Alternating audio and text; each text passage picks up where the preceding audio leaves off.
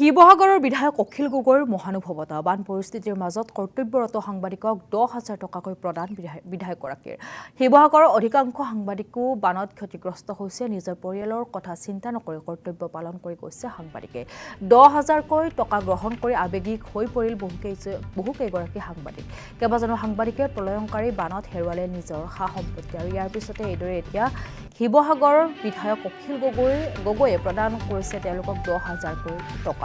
শিৱসাগৰৰ বিধায়ক অখিল গগৈৰ মহানুভৱতা দেখিবলৈ পোৱা গৈছে। বান পৰিস্থিতিৰ মাজতো এইদৰে এতিয়া কৰ্তব্যৰত সাংবাদিকক 10,000কৈ টকা প্ৰদান কৰিছে বিধায়কগৰাকীয়ে।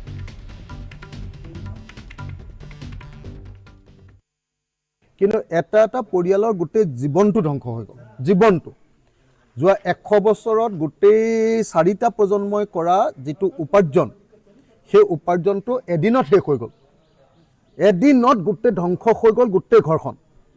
গতিকে এতিয়া চৰকাৰী নিয়ম মতে 6,000, 12,000, 20,000 এনেকৈ ক্ষতিপূৰণ দিয়ে। ইয়াত 6,000, 10,000 ক্ষতিপূৰণ দি একো লাভ নহ'ব।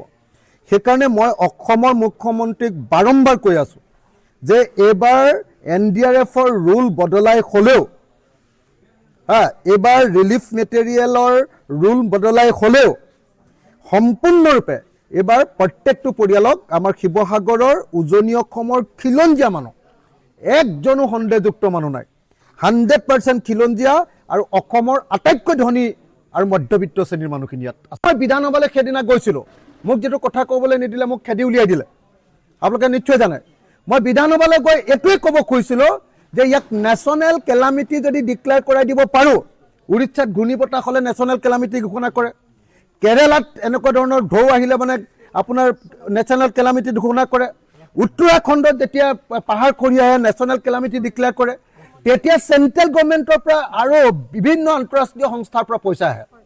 সেই কামটো কৰিব পাৰিলে আমি অন্ততঃ মই ভাবোঁ যে যিবিলাক লাগিলে 2টা কেটেগৰী কৰি লওক, আটাইতকৈ বেছিকৈ ক্ষতিগ্ৰস্ত হোৱাবিলাকক 10 লাখ টকা, তাতকৈ অলপ কম ক্ষতিগ্ৰস্ত হোৱাবিলাকক 5 লাখ টকা, এনেকৈ যদি সহায় কৰি দিব পাৰিলোহেঁতেন অন্ততঃ পক্ষে মানুহবিলাকে সাময়িকভাৱে হ'লেও সকাহ পালেহেঁতেন, ৰক্ষা পালেহেঁতেন। গতিকে মই অসমৰ মুখ্যমন্ত্ৰীক বাকী কথাবিলাক কোৱাটো বাদেই দিলোঁ।